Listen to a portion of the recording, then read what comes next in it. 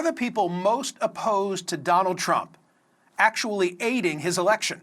I'm Michael Smerconish in Philadelphia. Tuesday is the New Hampshire primary. The GOP race in the Granite State, thought to be a two-person affair, Donald Trump and Nikki Haley.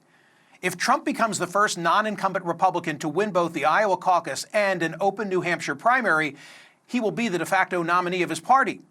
But New Hampshire could prove more hospitable for Haley. It's less evangelical and home to more libertarians and independents. So Haley is all in. And so too are many institutional forces which see time running out to stop Trump. But are some of those efforts backfiring? Mark Halpern, in his Wide World of News newsletter, regularly chronicles this phenomenon, which he calls the sad irony of those members of the media and the Democratic Party who most worry about a Trump second term, acting in ways that actually make it more likely he will win. Here's an example. On Monday, MSNBC had the kind of all-night extensive coverage of the Iowa caucus that we've come to expect of cable outlets. But when it came time for Trump to make his acceptance speech, the network didn't air it. Instead, Rachel Maddow said this. At this point in the evening, the projected winner of the Iowa caucuses has just started giving his victory speech. We will keep an eye on that as it happens. We will let you know if there's any news made in that speech, if there's anything noteworthy, something substantive and important. The reason I'm saying this is, of course, there is a reason that we and other news organizations have generally stopped giving an unfiltered live platform to remarks by former President Trump. It is not out of spite. It is not a decision that we relish. It is a decision that we regularly revisit. And honestly, earnestly, it is not an easy decision. By the way, CNN did take Trump's speech live for about the first 10 minutes before getting out. Ignoring Trump's electoral success is a way of putting a thumb on the scale and will redound to his benefit. It also sets a poor precedent. If he wins the Republican nomination, will some cover the convention, but not his acceptance speech? If he wins the presidency, will there be a blackout on the inauguration? I doubt Trump would have won over the MSNBC audience. His base was watching elsewhere. But of course, they've been made aware of the slight, and it will now be added to their festivus of grievances against institutional forces they see as seeking to deny voters a chance to elect Trump. And at the top of that list are states like Colorado and Maine trying to knock Trump off the ballot by asserting that he's an insurrectionist under Section 3 of the 14th Amendment. Harvard professor Lawrence Lessig was my guest here 2 weeks ago. Lessig is no fan of Trump. In fact, he calls him astoundingly dangerous. But Lessig also believes that while electing Trump would be the worst political decision of the nation since the Civil War, excluding him wrongfully by a close vote of the Supreme Court could well trigger the next Civil War. Says Lessig, we must defeat him politically, not through clever lawyer interpretations of ambiguous constitutional texts. In the eyes of Trump's base and perhaps some independents, the 14th Amendment challenge only underscores what they already think about the 4 criminal indictments that Trump faces, namely that they're politically motivated. That's why in entrance polls, roughly 2/3 of Iowa voters said they'll stick with Trump even if he's convicted. And consider that 2/3 of caucus goers said President Biden didn't legitimately win the 2020 election, and about 7 in 10 of those voters, they supported Donald Trump. And then there's Hunter Biden. Just this week, the Justice Department finally confirmed they took possession of the laptop. You'll remember in the fall of 2020 when some of the contents of the laptop's hard drive made its way to the New York Post, President Biden and his supporters argued that it had all the makings of Russian disinformation. And social media companies suppressed or blocked access to the Post's article about it. This past Wednesday, Congressman Jim Jordan revealed that federal investigators had asked financial institutions to use search terms such as Trump and MAGA when combing over customer data in the aftermath of the January 6th Capitol riot. All of this makes his supporters furious.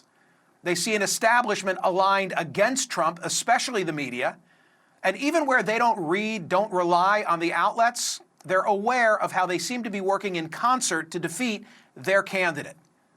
The entire January-February issue of The Atlantic dedicated to warnings about if Trump wins. Countless editorials from newspapers similarly predicting the horrors of a second Trump term. An editorial in the LA Times, Trump wants to be U.S. first dictator.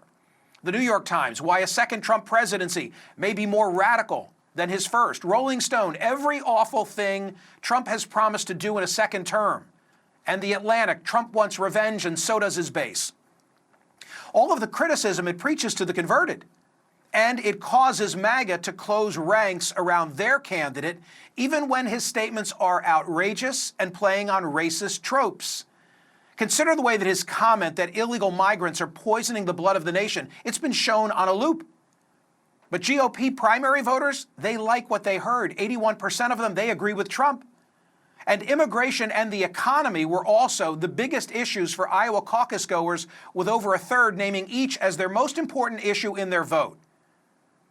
These were both reasons why J.P. Morgan Chase CEO Jamie Dimon gave Trump props this week in Davos. When people say MAGA, they're actually looking at people voting for Trump, and they think they're voting, and they're basically scapegoating them, that you are like him. But I don't think they're voting for Trump because of his family values. And if you look, just take a step back, be honest. He was kind of right about NATO, kind of right about immigration. He grew the economy quite well. He wasn't wrong about some of these critical issues, and that's why they're voting for him. And I think people should be a little more respectful of our fellow citizens. I think this negative talk about MAGA is going to hurt Biden's election campaign. Dimon makes the point that if there's not more respect toward the 74 million of our fellow citizens who voted for Donald Trump, it could end up hurting Biden, just as it did Hillary Clinton when she said half of Donald Trump's supporters belong in a basket of deplorables. This week on my SiriusXM radio program, a caller seemed to embody exactly what Jamie Dimon was discussing. We can't possibly have Trump run again. I would never vote for him. And I must have said it 5 times preceding the Iowa caucuses. And then the next day, you hear that they didn't carry his speech, and I go, maybe I will vote for him. Just if nothing else, just to stick it in Rachel's face going, you're not going to decide what I'm going to do. Here's the bottom line. Donald Trump doesn't need to motivate his base. His opponents are doing that for him. How should the media cover the former president who is now the leading Republican candidate? I think they should. Good morning, Michael. How are you? I think we should cover him as we've covered every other candidate. And I get the hesitation that many media outlets have when you have this unreliable narrator, to put it charitably, whose rhetoric is inflammatory and threatens to shred the fabric of the democracy. You're reluctant to give that individual a platform. But he is the presumptive standard bearer of the Republican Party, and we have an obligation to cover that party and those views. We have an obligation to preserve what's happening for posterity, and we can't abdicate that responsibility just because we find an individual or their views odious. So let me take the side of those media outlets and other institutional forces. They would say, Dean, wait a minute, he's an existential threat to democracy. How could we not constantly remind our audiences of that fact? I'm not saying they shouldn't remind their audiences of that fact. I think placing his rhetoric in context, examining it, putting it under a microscope is exactly what we want to do. But shutting it out, saying it doesn't exist, pretending that those views are so horrible that we can't air them, I think it really does. It really is an abdication of our responsibility to show both the viewers who agree with the MSNBC viewers who agree, as well as the Trump voters, what's going on. We need to preserve that record.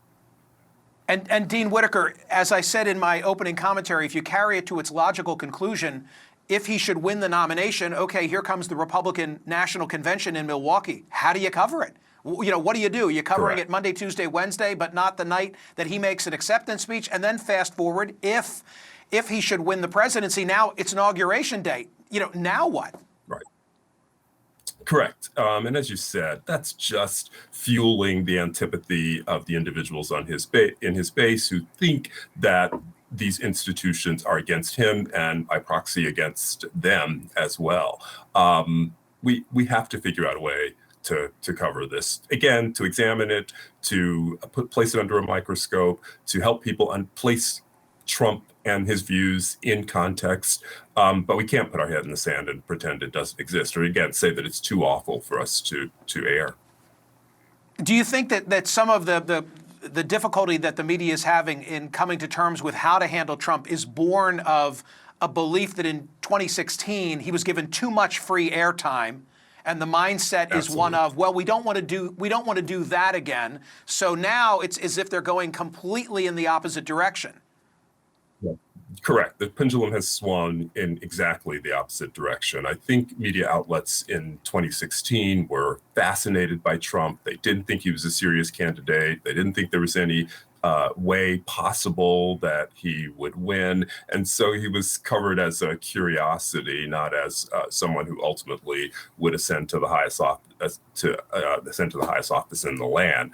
Now they feel they've learned that mistake and they're pulling back, but they're pulling back too much.